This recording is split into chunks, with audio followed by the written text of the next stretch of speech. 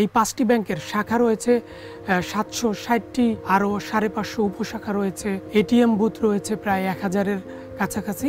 অর্থাৎ এটি একটি বড় স্কেলের ব্যাংক হবে। আমরা যে বলছি যে ব্যাংকগুলোর অবস্থা এতটা খারাপ হয়ে গেল দিনে দিনে, এটার পেছনে যারা ছিল তাদের সম্পদ বাজেয়াপ্ত করার ক্ষেত্রে আমরা আসলে কতটুকু এগুলাম এবং তাদেরকে শাস্তি দেওয়ার বিষয়ে আমরা আসলে কতটুকু কাজ করতে পারলাম, সরকার কি করছে? উপর পর্যায়ে হয়তো কারো চাকরি যেতে পারে, কিন্তু নিচের পর্যায়ে যারা আছে কর্মকর্তা, সাধারণ কর্মকর্তা কর্মচারী, যেটা বলা হচ্ছে তাদের কারোরই চাকরি যাবে না। হয়তো শাখা কমানো হলে অন্য শাখায় তাদেরকে স্থানান্তর করা হতে পারে।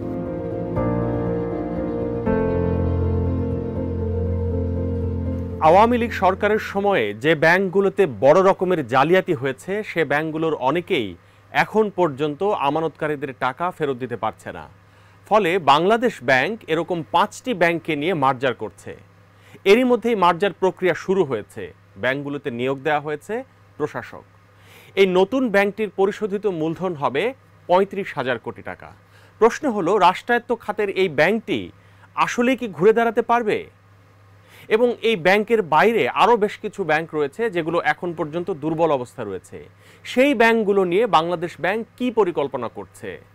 আর সর্বোপরি আজকে ব্যাংকিং খাতের যে পরিস্থিতি দাঁড়িয়েছে, সেটি যাদের জন্য হয়েছে সেই ব্যাপারে বা তাদের সম্পদ বাজেয়াপ্তের ব্যাপারে বাংলাদেশ ব্যাংক কি করছে?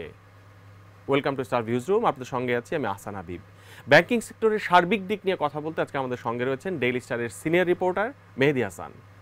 মেহেদী, ওয়েলকাম টু আওয়ার শো। ধন্যবাদ আপনাকে।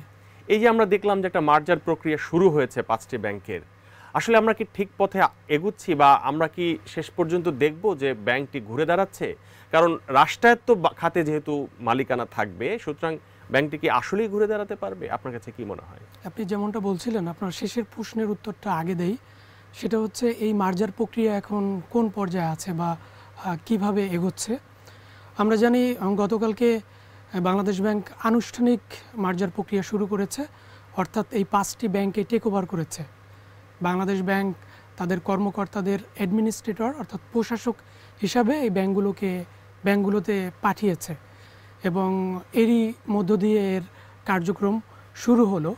তবে এই প্রক্রিয়া অনেক সময় সাপেক্ষ ব্যাপার। যেমনটা গতকাল বাংলাদেশ ব্যাংকের গভর্নরও বলেছিলেন যে এই প্রক্রিয়া শেষ হতে 2 বছর 3 বছরও লাগতে পারে।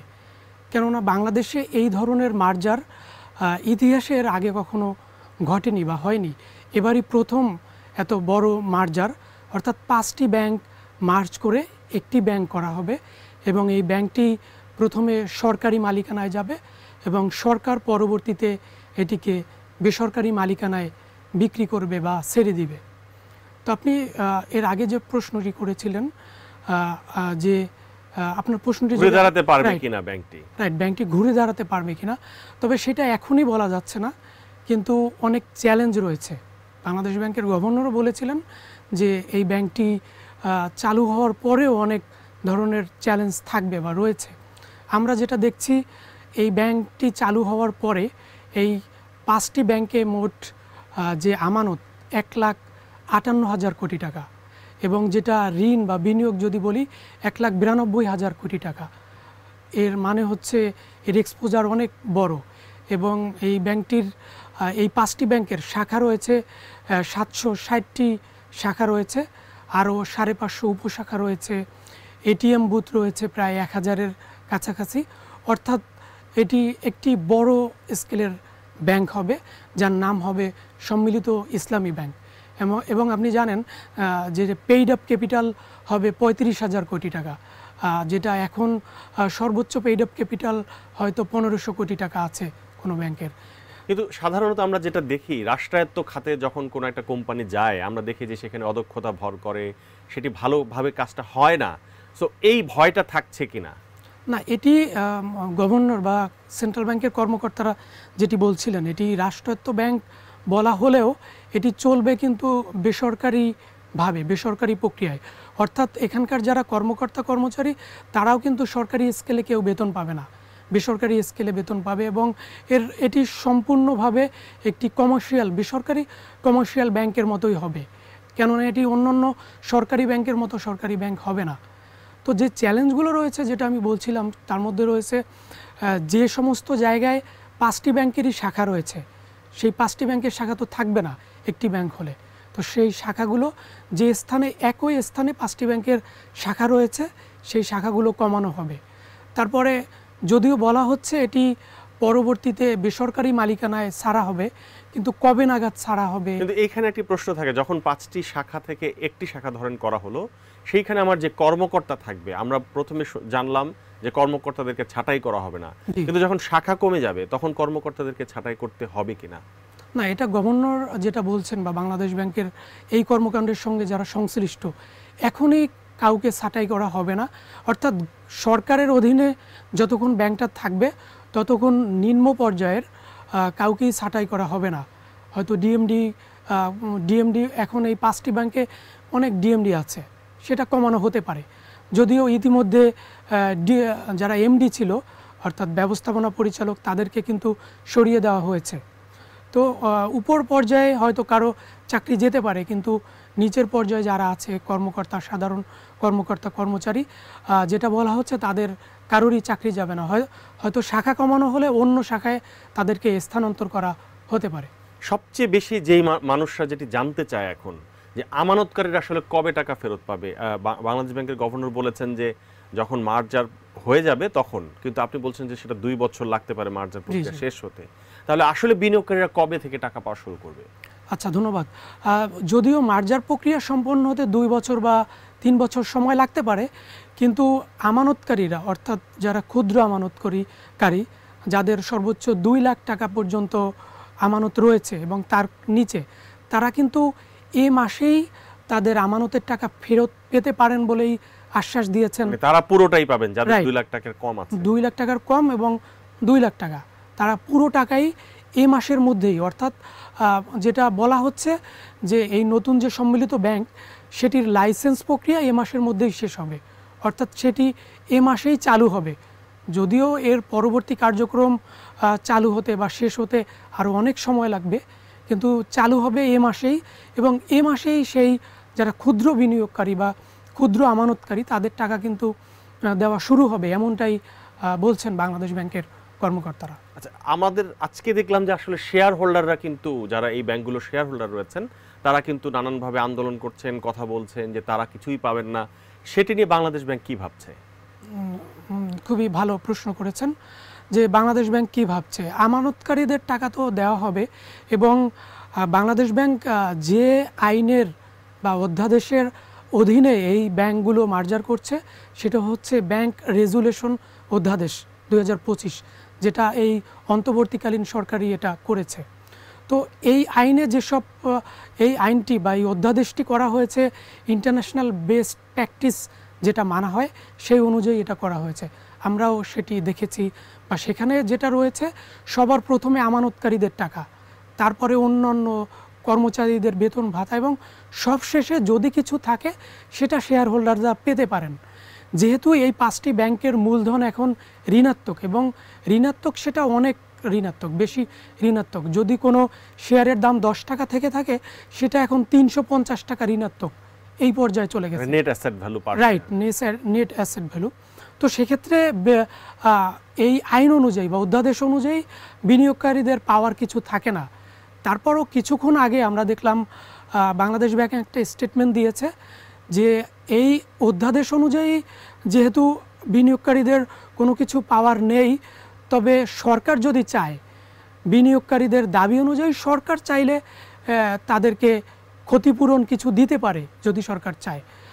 তবে এ বিষয়ে আমি বলতে চাই, আপনি যেহেতু শেয়ার বাজার নিয়ে রিপোর্ট করে থাকেন বা এই বিষয়ে আপনি কাজ করেন, আপনার কাছে আসলে জানতে চাই যে আসলে বিনিয়োগকারীদেরকে কিছু পাওয়া উচিত, বা তারা কি কিছু পেতে পারে কিনা। আপনি খুব ভালো প্রশ্ন করেছেন। আসলে বিনিয়োগ, মানে শেয়ার বাজার আর ডেপোজিটর, যে আমানতকারী আর শেয়ার বাজারে বিনিয়োগকারী, দুটো ডিফারেন্ট জিনিস। এই জিনিসটাই আমাদের বিনিয়োগকারীদের মধ্যে এখন পর্যন্ত এই ধারণাটা নিয়ে আসলে স্পষ্ট না। সবার আগে আপনি যেটা বলছিলেন খুব সুন্দর করে, যে সবার আগে আসলে প্রায়োরিটি পাবে হচ্ছে আমানতকারী। সরকার যদি 1 টাকাও কোনোভাবে দিতে চায় ব্যাংকটাকে, সেটা আসলে আমানতকারীকেই আগে দেওয়া উচিত। একজন আমানতকারী যদি আসেন আর একজন শেয়ার হোল্ডার যদি আসেন, শেয়ার হোল্ডারকে আমি কখনোই আগে টাকা দিব না, এটাই আইনে আছে, এটাই করা উচিত, এবং ইন্টারন্যাশনাল বেস্ট প্র্যাকটিস এটাই। তবে একটি কথা থেকে যায়, বিনিয়োগকারীরা যেটা বলছেন যে আসলে অন্য ব্যাংকগুলো বা অন্যান্য মানে ইন্টারন্যাশনালি যেটা হয় যে ধরেন আমরা আগে থেকে বুঝতে পারে যে ব্যাংকগুলোর অবস্থা খারাপ হচ্ছে, সুতরাং তারা আগে থেকে একটা রেড ফ্ল্যাগ পাওয়ার পরে তারা চলে যাওয়ার একটা সুযোগ পায়, সো তারা এখানে কাউকে দোষারোপ করতে পারে না। কিন্তু আমাদের দেশে যেটা হয়েছে, আপনি দেখেন যখন ব্যাংকগুলোতে লুটপাট হয়েছে, সেটা কিন্তু এক অর্থে আসলে আমাদের রেগুলেটরি বডিগুলোরও আসলে এখানে সহায়তা ছিল। সো তারা বলতে চায় যে আমরা তো কোনো মানে কেউ তো ফ্ল্যাগ রেইজ করে নাই যে আসলে ব্যাংকগুলোর অবস্থা খারাপ হয়ে যাচ্ছে, সো তাদেরকে একটা সুযোগ দেওয়া উচিত। অন্তত কোনোভাবে যদি সরকার চেষ্টা করে যে নগদ ক্যাশ না হোক, একটা স্পেশাল চিন্তা করে কিছু যদি শেয়ার দেওয়া যায়, অনেক শেয়ারের বিপরীতে অল্প কিছু শেয়ার দিলেও মানুষ অন্তত নিজেকে মানে সেটা নিজেকে বোঝাতে পারবে যে আমি কিছু শেয়ার পেলাম। তবে নিঃসন্দেহে এটি সত্য যে সবার আগে ডেপোজিটরকেই দিতে হবে এবং শেয়ার হোল্ডারকে এটা বুঝতে হবে যে আমি শেয়ার হোল্ডার, সুতরাং কোম্পানি যদি খারাপ হয়, কোম্পানি যদি ধসে যায় আজকে, এটার দায়ভার আমাকে পুরোটাই নিতে হবে, এটা বুঝতে হবে। আপনার কাছে এবার আসি যে আমরা দেখলাম যে এই যে ব্যাংকগুলো, আমরা যে বলছি যে ব্যাংকগুলোর অবস্থা এতটা খারাপ হয়ে গেল দিনে দিনে, এটার পেছনে যারা ছিল তাদের সম্পদ বাজেয়াপ্ত করার ক্ষেত্রে আমরা আসলে কতটুকু এগুলাম এবং তাদেরকে শাস্তি দেওয়ার বিষয়ে আমরা আসলে কতটুকু কাজ করতে পারলাম, সরকার কি করছে? রাইট, আপনি যেটা বলছিলেন, আমরা দেখলাম যে গত বছরে সরকার পরিবর্তনের পরে অন্তর্বর্তীকালীন সরকার আসলো এবং বেশ কিছু সংস্কার কার্যক্রম হাতে নিয়েছিল, যেখানে ব্যাংকিং সংস্কার বা আর্থিক খাতের সংস্কার একটি বড় সংস্কার।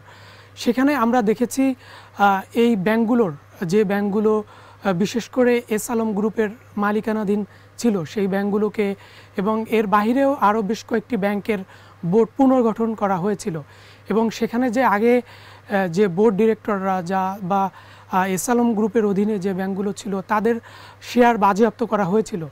এবং আমরা গতকালকে বাংলাদেশ ব্যাংকের সংবাদ সম্মেলনে গভর্নরকে প্রশ্ন করেছিলাম যে তাদের শেয়ারের কি হবে, তা তিনি বলছিলেন তাদের শেয়ারও শূন্য হয়ে যাবে।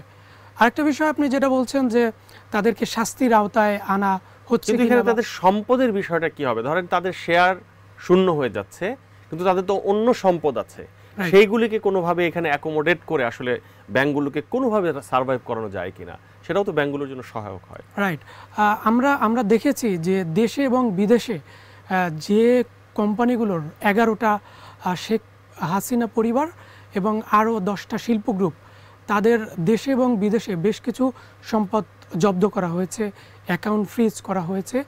তবে এখানে বেশ কিছু চ্যালেঞ্জ রয়েছে।